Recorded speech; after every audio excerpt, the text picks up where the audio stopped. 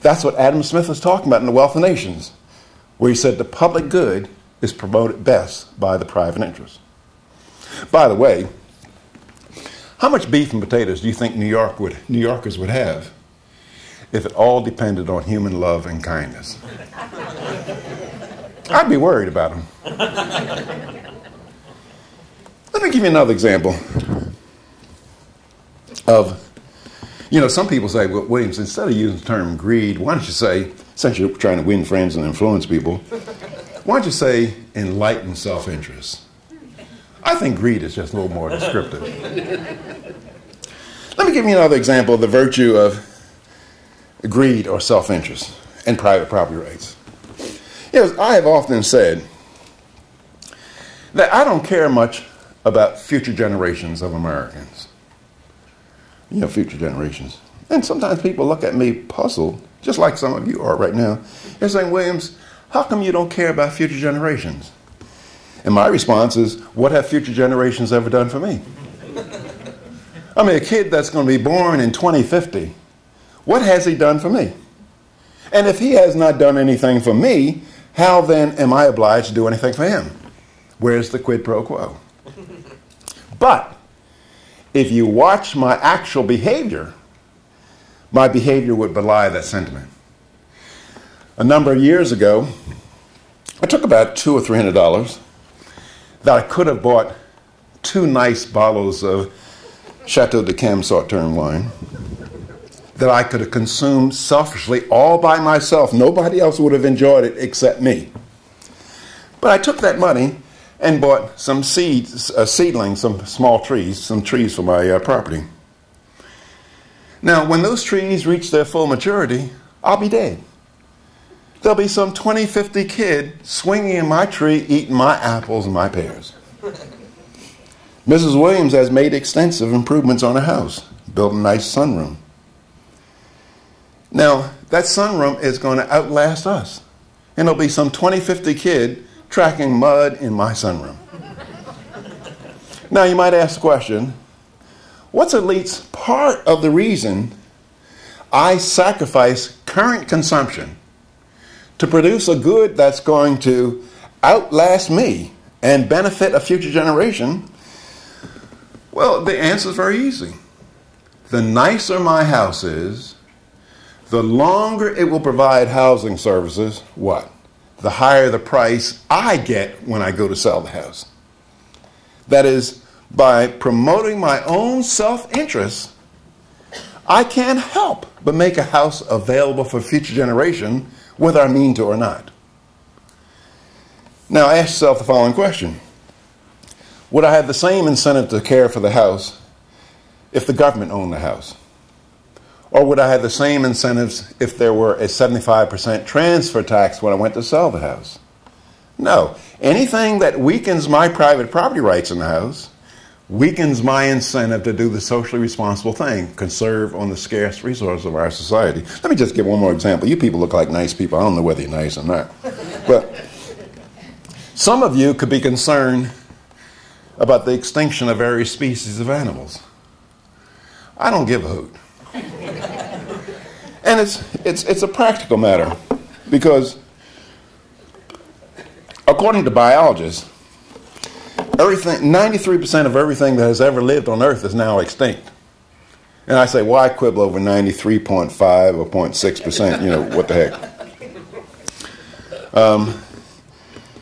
Some of you concerned about, the extinction of the bald eagle. And let me just tell you a story about that. It's just a short story.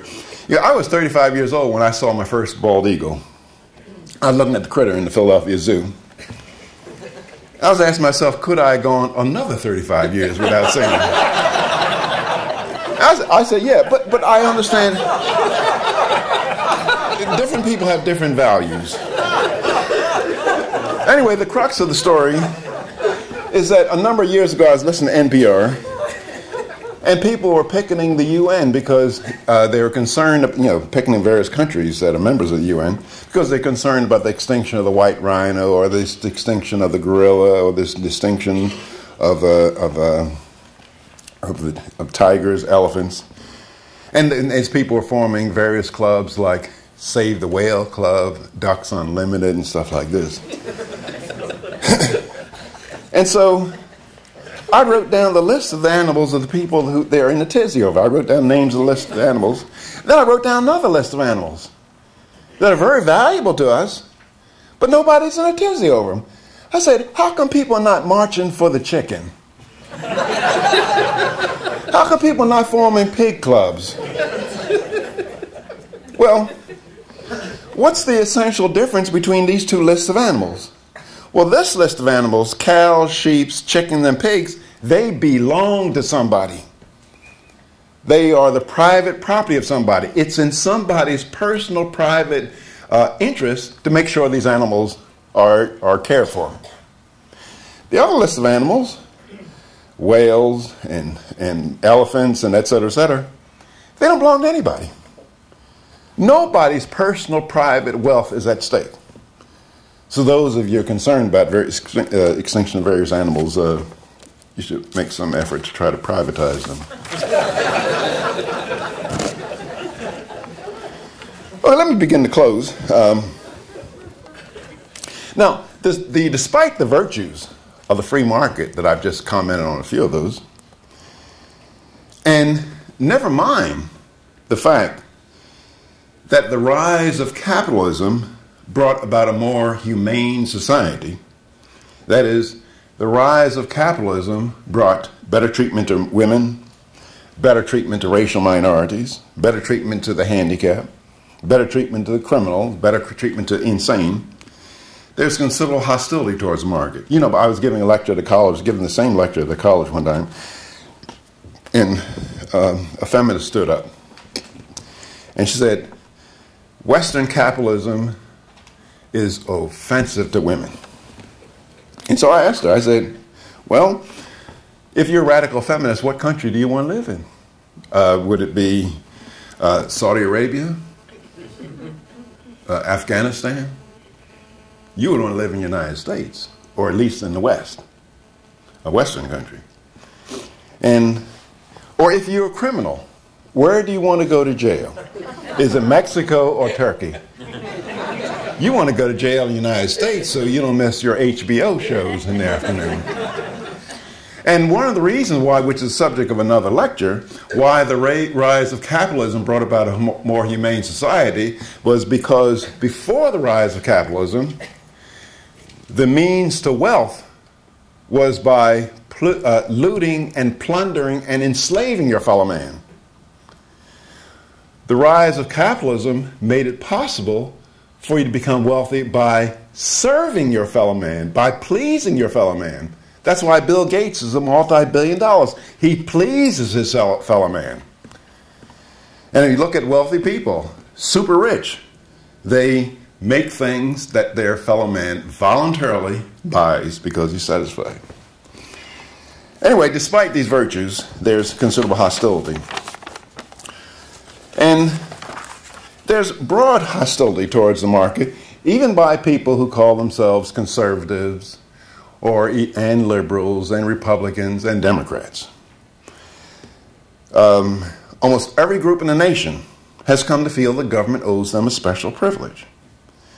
Manufacturers feel that government owes them protective tariffs, that is, keep foreign goods out so they can charge you and me higher prices. Organized labor feels that government should keep their jobs protected from competition from those who are not union members. Intellectuals, college professors, think government should give them money to do various kinds of research. You know, college professors love to get money, $500,000 grants to do studies on poverty, and meet in a nice hotel in Miami during the winter to talk about poor people. If you ever see a group of conservatives arguing among themselves, you can bring instant peace. Just talk about conservatives rail against food stamps, aid to families with dependent children, legal aid, but they come out in support for aid to dependent farmers, aid to dependent banks, and aid to dependent motorcycle companies. Conservatives as well as liberals, Democrats as well as Republicans prove H.L. Mencken's definition of an election quite correct. H.L. Mencken, for those who forgot, he was a political satirist for the Baltimore Sun. And somebody asked H.L. Mencken to give a definition of an election. And H.L. Mencken replied, he said, government is a broker in pillage, and every election is an advance auction on the sale of stolen goods. Now, to the extent that H.L. Mencken is correct, and I believe he is, we've identified our problem as a nation. Now, many of us will blame politicians, and yes, we can blame them a little bit for not living up to their oath of office. But ladies and gentlemen, the bulk of the blame lies with you and me, the American people. That is, politicians are doing precisely what we elect them to office to do. And what do we elect them to office to do? We elect them to office to take the property of one American and deliver it to us in some form. Now you say, well, look, Williams, that's an insult. And not we Pennsylvanians. Well, imagine I'm running for the Senate, the United States Senate in the state of Pennsylvania. And I go back and forth across state, and I say to my fellow Pennsylvanians, look, I've read the Constitution of the United States. If you elect me to the Senate, don't expect for me to bring back aid to higher education, Meals on Wheels, prescription drugs, highway construction funds, because these are not enumerated in the Constitution. Do you think I would get elected to the Senate from Pennsylvania? No, I wouldn't. Now, here's the tragedy of it, ladies and gentlemen, that Pennsylvanians would be acting absolutely correctly in terms of their economic self-interest. Why? Because if I don't, as senator, if I don't bring back money, billions of dollars to Pennsylvanians, it doesn't mean that Pennsylvanians will pay a lower federal income tax. All it means that New Jersey will get it instead. So once legalized theft begins, it pays for everybody to get involved. And those who don't get involved wind up holding the brown end of the stick. For those of you with a rural background, you know what I mean. Now, let me close by saying that if the founders were to come back today, see today's America, I think they would be very disappointed. They'd be disappointed in our choice to accept what we see as safety in exchange for liberty. But the optimistic note for me, and it should be for all of us, is that it's not too late for us to wake up. That is, Americans have never done the wrong thing for a long time. We always manage to get our act together. But, ladies and gentlemen, we have to get our act together while we still have the freedom to do so. Thank you very much, and I'll entertain questions.